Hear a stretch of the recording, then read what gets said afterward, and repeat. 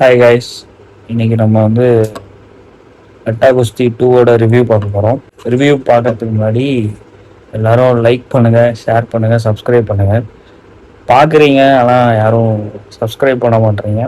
நான் எதிர்பார்க்குறேன் நீங்கள் பண்ணுவீங்கன்ட்டு.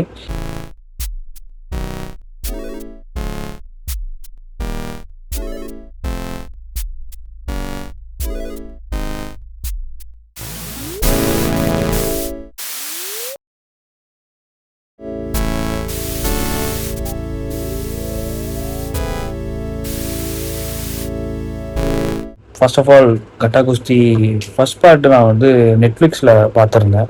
ஃபர்ஸ்ட் பார்ட் அது பார்க்கும்போது ரொம்ப நல்லா இருந்தது. ஆக்சுவலாக அது வந்து நான் அன்எக்ஸ்பெக்டடாக பார்த்துட்டு அந்த இன்ட்ரோல் சீனாக இருக்கட்டும், கம்ப்ளீட்டாகவே ஒரு மாதிரி பரவாயில்ல, நான் என்னவோ நினச்சேன் ஒரு மாதிரி கிளீஷேவாக இருக்கும் அப்படின்னு நினச்சி பார்த்தா அது நல்லா இருந்தது. அந்த எதிர்பார்ப்பு தான் மொத்தமாகவே இருந்தது எனக்கு. சரி, ஓகே, என்னை எங்கேயாவது இது பண்ணிடுவாங்க. ஈவன் தோ மிக்சட் ரிவ்யூஸ் வந்தாலும் நான் அதுக்காக தான் போனேன்.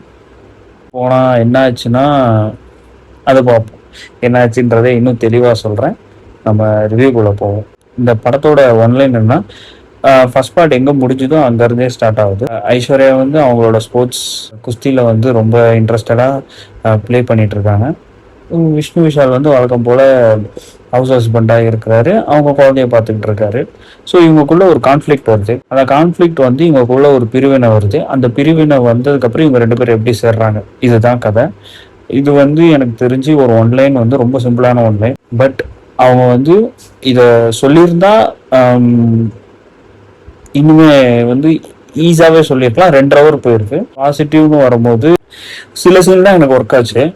கருணாஸோட டோட்டல் எபிசோட் சீன்ஸ் எல்லாமே வந்து சூப்பராக இருந்தது. அவரோட ரியாக்ஷன் எல்லாமே வந்து அவர் ஒரு விண்டேஜில் பார்த்த மாதிரி இருந்தது. அதுக்கப்புறம் ஒரு ரெஃபரன்ஸ் வச்சு ஒரு சாங் வச்சு ஒரு சீன் வரும். அது நான் கூட சும்மா ரெஃபரன்ஸ்க்காக தான் பண்ணுறாங்கன்னு நினச்சேன். பட் ஆனால் வந்து அது சீனாவே அது கரெக்டாக வந்து கனெக்ட் ஆகிருக்குது. இந்த சீன் உண்மையாக நல்லா இருந்தது. அப்புறம் விஷ்ணு விஷால், ஐஸ்வர்யா லட்சுமி அவங்க 2 பேரோட ஆக்டிங்குமே வந்து ஃபர்ஸ்ட் பார்ட்டுக்கு என்ன இருந்ததோ அதே தான். இதை தவிர்த்து இதில் நீங்கள் என்ன ஏதாவது கேட்டிங்கன்னா, ஏன் சொல்கிறேன்னா, இந்த படம் பொறுத்த வரைக்கும் இதில் வந்து ஃபர்ஸ்ட் பார்ட்டில் என்னென்ன பண்ணியிருந்தாங்களோ அதே தான் செகண்ட் பார்ட்லோட இதுலேயே இருந்தது. ஃபர்ஸ்ட் ஹாஃப் ஒரு லெவல் போனாலும் செகண்ட் ஹாஃப்லாம் வந்து எப்படி சொல்கிறது, ரொம்ப இழுத்துட்டாங்க. இப்போ நீங்கள் ஒரு கிளைமேக்ஸுக்கு ஸ்க்ரீன் பிளே எழுதுறீங்கன்னா அது வந்து நீங்கள் எவ்வளோ கிறிஸ்பாக முடிக்கிறீங்களா தான் இருக்குது. ஏன்னா நீங்கள் ஆடியன்ஸை வந்து டயர்ட் பண்ணுறக்கூடாது. அந்த கிளைமேக்ஸ் வர்றதுக்கே உங்களுக்கு இந்த படத்தை முடிகிறதுக்கு ஒரு 2-3 வே இருக்குது. 2-3 வழி இருந்துமே 3வது ஒரு வழி சூஸ் பண்றாங்க. அது ரொம்ப வந்து நீங்க ஈஸியா அக்செப்ட் பண்ணிக்கிற மாதிரியும் இருக்காது. ஒண்ணு ரொம்ப வந்து டிராக் பண்ண மாதிரி இருக்கும். நான் ரிவீல் பண்ணாம சொல்லணும்னு நினைக்கிறேன், பட் என்ன முடியல. ஸோ ஒன்றும் இல்லை, இப்போ ஒருத்தங்க வந்து கொலாப்ஸ் பண்ணி தான் இவங்க 2 பேருக்குள்ள சண்டை இது பண்ணி விடுறாங்க.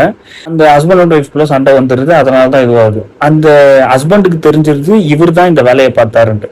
அந்த ஹஸ்பண்ட் அவரை அடிச்சிடுறாங்க. அந்த அவர் அடிச்சவர் வந்து விஷ்ணு விஷாலோட ஒய்ஃப் ஐஸ்வர்யா கிட்ட போயிட்டு இந்த மாதிரி அவன் அடிச்சிட்டான் அப்படின்னு சொல்றாங்க. அதுக்கப்புறம் அந்த சீனை அப்படியே ஸ்டாப் பண்ணிடுறாங்க. அவங்க வந்து சண்டை போடுறாங்க. ஐஸ்வர்யா திரும்ப சண்டை போடுறாங்க. இல்ல நான் தப்பு பண்ணல, அவன் சொல்லிதான் நான் பண்ணேன் அப்படின்ட்டு விஷ்ணு விஷால் சொல்றாரு. அது அந்த சீனோட ஸ்டாப். அதோட அதுக்கப்புறம் எதுவுமே அதை பத்தியே பேசல. அது அப்படியே வேற டாபிக் போய் போய் போய் போய் கோர்ட்டு இதுன்னு போய் நிறைய சீன் வந்து எனக்கு ஒர்க் ஆகல.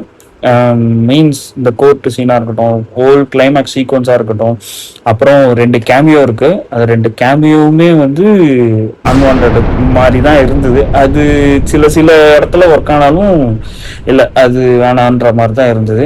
கைண்டாக ஒரு சீரியல் லெவலில் ஆயிடுச்சு. ஆக்சுவலாக ஃபர்ஸ்ட் பார்ட் எப்படி இருக்காது. ஃபர்ஸ்ட் பார்ட் நீங்கள் டைம் இருந்தால் பாருங்க, நெட்ஃப்ளிக்ஸில் இருக்கு, ரொம்ப நல்லா இருக்கும் ஃபர்ஸ்ட் பார்ட். இதில் இவ்வளோ ப்ராப்ளம் இருக்கு. ஆனாலும் ஏன் படம் ஓடுது, ஆனாலும் ஏன் இந்த படத்தை இது பண்ணுறாங்கன்னா, நான் இன்னைக்கு தியேட்டர்ல பெங்களூர்ல பாக்குறேன், ஹவுஸ்ஃபுல்லு, அவ்வளோ தமிழ் பீப்புள்ஸ் எல்லாரும் கொண்டாடுறாங்க. இது ஜெனரிக்கா, இது ஜெனரல் ஆடியன்ஸுக்கு தான படம்.